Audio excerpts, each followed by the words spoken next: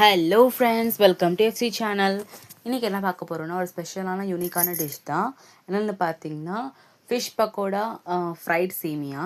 So ஒரு roasted சேமியாவில் தான் இந்த டிஷ்ஷை பண்ண போகிறோம்.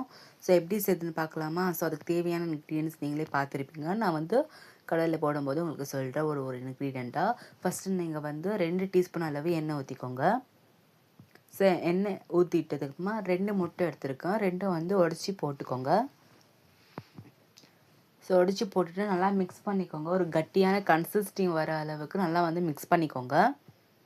ஸோ எல்லோருமே வந்து சிக்கன் பக்கோடாவில் செய்வாங்க. நான் வந்து ஃபிஷ் பக்கோடாவில் செய்கிறேன். ஸோ அதுக்கப்புறமா வந்து நான் வந்து 3 வெங்காயம், மீடியம் சைஸ் வெங்காயம் வந்து நறுக்கி வச்சுருக்கேன். ஸோ அதுவும் மிக்ஸ் பண்ணிக்கோங்க. அதுக்கப்புறமா பார்த்திங்கன்னா தேவையான அளவு உப்பு சேர்த்துக்கோங்க. ஸோ சேர்த்துன்னு நல்லா வந்து மிக்ஸ் பண்ணிக்கிட்டே இருங்க. அதுக்கப்புறமா பார்த்திங்கன்னா 1 டீஸ்பூன் அளவு ginger garlic paste. So mix பண்ணிவிட்டு நான் வந்து அந்த வெஜிடபிள்ஸ் எல்லாம் போட்டுக்கிறேன். நான் என்னென்ன எடுத்துருக்கேன்னா பீன்ஸு, கேரட்டு, கொடை மிளகா. ஸோ அதுக்கப்புறமா 1 டீஸ்பூன் அளவு சிக்கன் மசாலா, 1 டீஸ்பூன் அளவு குழம்பு மிளகாய் தூள், அப்புறமா 1/2 டீஸ்பூன் கரம் மசாலா, அப்புறமா கொஞ்சமாக வந்து ஃப்ரைட் ரைஸ் மசாலா, அதுக்கப்புறமா கொஞ்சமாக சோயா சாஸ் போட்டு நல்லா மிக்ஸ் பண்ணிக்கோங்க. அதுக்கப்புறமா வந்து நான் 2 கிளாஸ் அளவு தண்ணி ஊற்றிக்கிறேன். ஸோ ஊற்றிட்டு அதுக்கப்புறமா வந்து கொதிச்சு வந்தது அப்புறமா வந்து நான் இந்த சேமியாவை அதில் போட்டு மிக்ஸ் பண்ணிக்கிறேன்.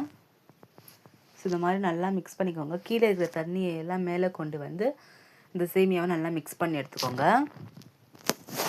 ஸோ மிக்ஸ் பண்ணிவிட்டு இதுதான் வந்து ஃபிஷ் பக்கோடா. இது நான் வந்து என்னோடய எஃப்சி சேனலில் வந்து இந்த வீடியோ அப்லோட் பண்ணியிருக்கேன். உங்களுக்கு இந்த ஃபிஷ் பக்கோடா வீடியோ வேணும்னா நீங்கள் அதில் போய் பார்த்துக்கோங்க.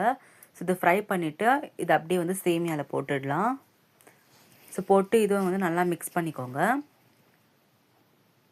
ஸோ நல்லா மிக்ஸ் பண்ணிட்டு அப்புறமா கொத்தமல்லி சேர்த்து ஃபினிஷ் பண்ணிடலாம். ஸோ இந்த வீடியோ உங்களுக்கு பிடிச்சிருந்தா லைக் பண்ணுங்கள், ஷேர் பண்ணுங்கள், மறக்காமல் நம்ம எஃப்சி சேனல் சப்ஸ்கிரைப் பண்ணுங்கள். பாய்.